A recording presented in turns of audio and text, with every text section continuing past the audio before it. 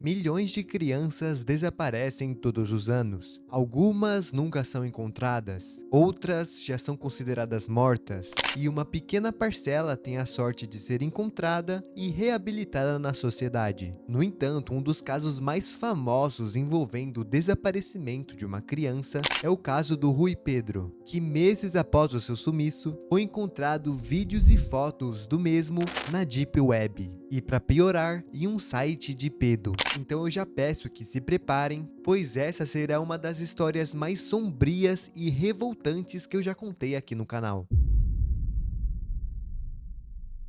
Rui Pedro Barbosa, nascido em 28 de janeiro de 1987, em Lousada, Portugal. Dito por muitos como uma criança sorridente e brincalhona, adorava andar em sua bicicleta e também brincar no parque. No entanto, no dia 4 de março de 1998, a sua vida e a de seus familiares virariam do avesso. Filomena e Manuel viviam uma vida muito boa e pacata junto de seus filhos, chamados Rui Pedro e Karina, e tudo estava muito bem. No entanto, quarta-feira, às 2 da tarde, o Rui decide andar um pouco de bicicleta antes de ir para a escola, e até aí, tudo normal. E o menino também queria encontrar seu amigo, chamado Afonso, que naquela época tinha 21 anos de idade. E é meio estranho uma criança ter um amigo tão velho assim, mas até aí, tudo certo. A família era despreocupada com isso, pois o Afonso já era uma pessoa muito próxima, sempre ia na casa deles e também morava perto, então eles não viam problema nenhum nisso.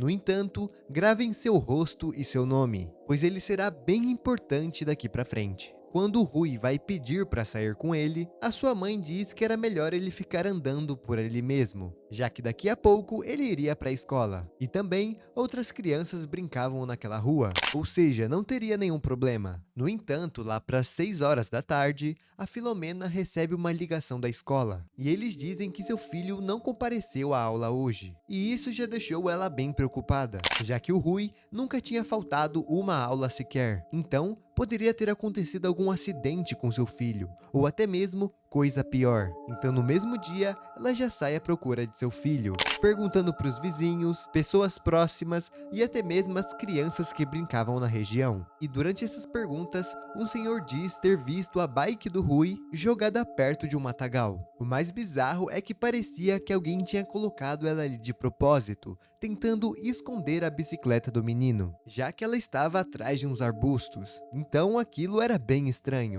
E foi ali que a Filomena não pôde aguentar mais e já acionou a polícia, para que assim o departamento ajudasse na busca de seu filho, que até então tinha sumido do nada. Vários carros foram usados para patrulhar a região, e os policiais começaram a investigar também. No entanto, até a manhã do outro dia, eles não encontraram absolutamente nada, e foi naquela manhã que os policiais declararam oficialmente que o Rui tinha desaparecido. O casal, após fazer mais e mais perguntas pela região, eles obtêm uma resposta um tanto quanto intrigante. Crianças no parquinho dizem ter visto o Rui em um carro preto, sendo dirigido por nada mais nada menos que o Afonso Dias. No entanto, foi descoberto que aquele carro não era dele, mas sim de seu irmão, e que o Afonso só tinha pegado seu carro para fazer uma inspeção anual no veículo. No entanto, o mais bizarro é que ele nunca apareceu nessa tal inspeção.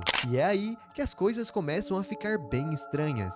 Então a polícia convoca o Afonso para um interrogatório. E de primeira ele fica surpreso, já que o mesmo diz que não sabia do desaparecimento do garoto, o que é bem estranho, já que isso estaria contrariando todas as testemunhas até agora. Ele fala que fazia vários dias que ele não via o menino, e é aqui onde vemos que as informações não batem. Enquanto alguns disseram que viram os dois juntos, a versão do Afonso é completamente diferente. No entanto, ele foi liberado no mesmo dia, já que não tinha provas concretas de que ele estava envolvido diretamente com o desaparecimento do menino. Além do que, as testemunhas não passavam de crianças, então era meio difícil de acreditar. Mas a partir daquele dia, o Afonso virou o principal suspeito para a família da vítima. O que me deixa mais triste e revoltado nesse caso é que é relatado várias vezes a incompetência da polícia. É como se eles estivessem fazendo um descaso para aquele desaparecimento. tratando aquilo como um simples sumiço de um garoto que decidiu fazer birra por não deixar ele brincar com seu amigo.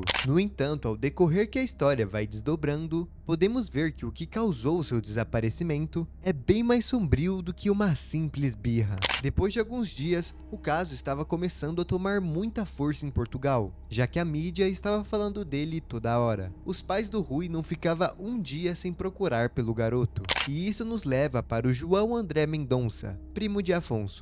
Ele disse que o Afonso tinha convidado ele e o Rui para ir em uma casa noturna de adultos. No entanto, ele não foi pois estava muito ocupado na época. E também diz não ter conhecimento se o Rui foi. O mais bizarro é que esse acontecimento foi dias antes do desaparecimento do garoto, sem contar que o João diz que ele estava sendo ameaçado pelo Afonso, dizendo que ele não deveria contar aquilo para ninguém. E isso nos leva para Alcina Dias, uma mulher que trabalha na noite e que não teve seu rosto revelado. Alcina fala que viu o Rui Pedro acompanhado de Afonso Dias, e o homem tinha levado aquele garoto para ter uma noite com ela. No entanto, ela viu que o menino estava claramente desconfortável, chorando e totalmente desesperado. Então ela começou a perguntar quantos anos ele tinha e se a mãe dele sabia que ele estava ali. Afonso então disse que não e que ele tinha idade o suficiente. Então a Alcina levou o menino para outro quarto e ficou ali por um tempo e não fez nada com o garoto, só fingiu mesmo. Então depois, o Afonso foi embora com Rui Pedro. E esse relato fez com que o Afonso fosse chamado para depor novamente, já que tinha muitas coisas que não estava batendo. Principalmente a sua última declaração, que o mesmo tinha falado que fazia vários dias que não via o menino. E dessa vez, ele estava bem mais estressado que o normal. Só que, por mais inacreditável que possa parecer, ele foi liberado no mesmo dia. E a polícia alegava que não tinha provas concretas e suficientes para prender ele, sendo que havia já diversos relatos de pessoas diferentes falando que viram os dois juntos no dia do desaparecimento. Mais provas que isso, impossível. Depois de meses após o sumiço do Rui Pedro, a família e a polícia começam a receber diversas fotos de pessoas que alegam ter visto o garoto. Uma foi um jornalista dizendo que flagrou o Rui em uma Disneyland lá em Paris, do lado de um homem de jaqueta vermelha. Já em outro caso, disseram que avistaram ele em um hotel na Espanha. E o mais perturbador de todos foi a Filomena recebendo uma ligação de um menino que tinha a voz idêntica de seu filho. E na ligação, ele estava implorando por ajuda e também estava chorando bastante. No entanto, alguém pega o telefone e desliga de repente. E a Filomena diz que tinha certeza que aquele era o seu filho. No entanto, após tanto material encontrado, a polícia não conseguiu chegar em nenhuma solução. Parecia até mesmo que eles estavam fazendo aquilo sem interesse algum de achar o garoto. No entanto, em 1º de setembro de 1998, eles finalmente acharam o paradeiro do Rui Pedro. No entanto, isso não era uma notícia nem um pouco boa, já que nessa época, a polícia encontrou uma das maiores redes de compartilhamento de pornografia infantil, tendo mais de 20 mil crianças diferentes, ou seja, um dos maiores escândalos envolvendo esse tipo de crime. Para vocês terem uma noção do quão restrito era entrar nesse grupo, para participar você teria que ser indicado por outro membro, além de enviar mais de 10 mil arquivos de crianças nessas situações. E durante essa operação, a polícia encontrou diversos documentos, com vídeos e fotos, e o Rui Pedro estava entre elas, tendo várias fotos do garoto, além de um vídeo onde participava ele e vários outros homens.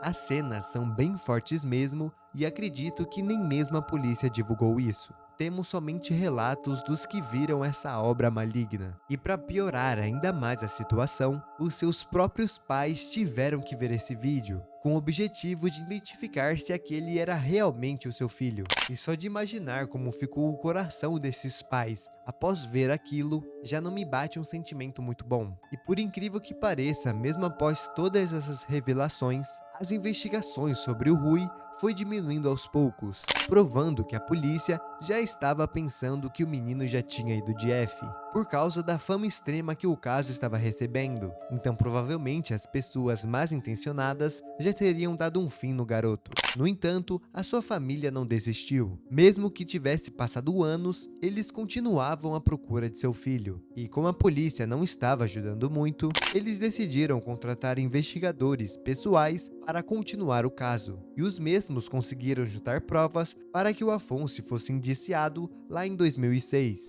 E somente no ano de 2014, o Afonso foi condenado e em 2015 preso. Só que ainda assim, ele ficou somente 2 anos na prisão e saiu por bom comportamento. E a todo momento, ele insistia que ele era um homem inocente e que os verdadeiros culpados estavam soltos por aí. E no ano de 2019, a polícia decretou que o Rui tinha ido de F, já que se passaram diversos anos e não encontraram mais nenhuma pista de onde ele poderia estar.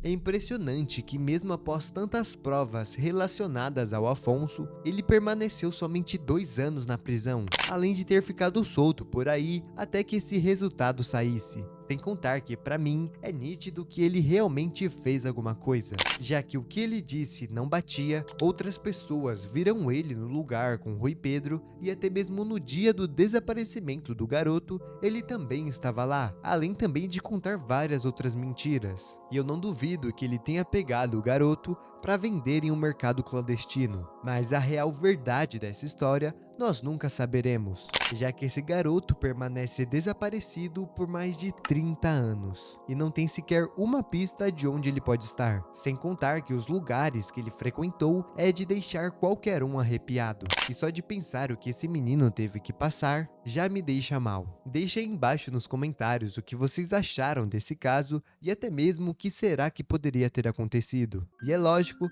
não se esqueçam de deixar o seu like e se inscrever aqui no canal. E caso queira me ajudar ainda mais, se torne um membro, que assim você ganha emojis personalizados e também aparece aqui nos finais dos vídeos. Muito obrigado aos membros e a todos que chegaram até o final. Eu vou ficando por aqui, abraços e se cuidem.